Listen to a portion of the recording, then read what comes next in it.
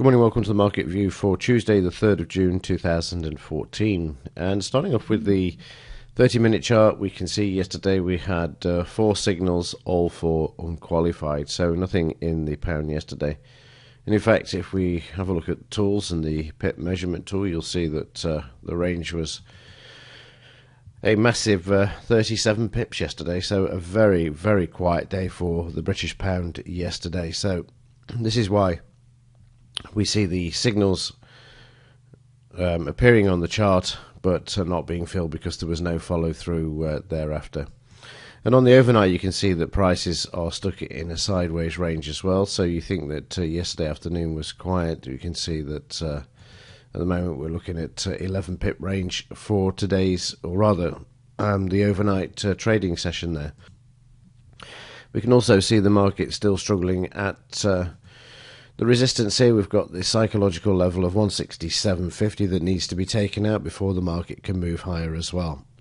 So at the moment, very quiet for the pound there.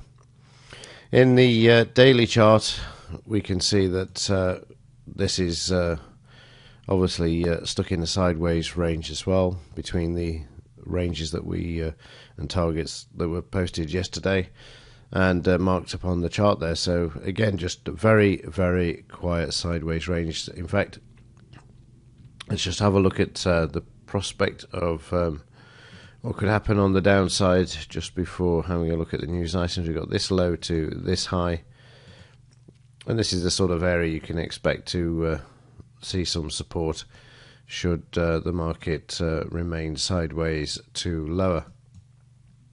On the news front, let me just save this before moving on. On the news front, we've just got construction PMI from the UK at 9:30. Let's see what happens there. It's forecast to be higher, so that would indicate, or logically indicate, that should the actual figure be higher than the forecast, then we could expect to see the pound move slightly higher. But not a major impact news item, even though it's highlighted as a high impact news item. Sometimes construction PMI just sort of gets lost and not really taken much notice of. But as the market's fairly quiet, I wouldn't be surprised if we don't see a reaction from it. CPI flash from the Eurozone at 10 AM, and only the US factory orders, medium impact at 3 PM there. So not a lot there either for today. With regards to implied volatility, the Dow moved higher again yesterday and failed to hold on the highs. But you can see here, if I just zoom in a bit, let me just see if I can do this for you. We can see there that we've got the implied just kicking up a bit yesterday, but the historical volatility now dropping back down to these levels where we saw the previous corrections coming into the market. And let me just go back. I've just clicked on the image there.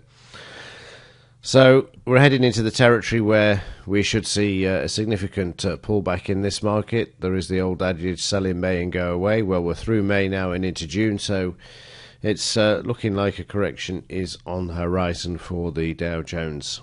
So it's just a matter of sitting and waiting to see when it breaks to the downside, and then trying to catch a ride on the bounce back, which you generally get. Right, well, that's it for this morning. It's brief and to the point. There's not an awful lot happening. There's nothing I can do to make it happen, unfortunately. So we might as well keep it brief this morning.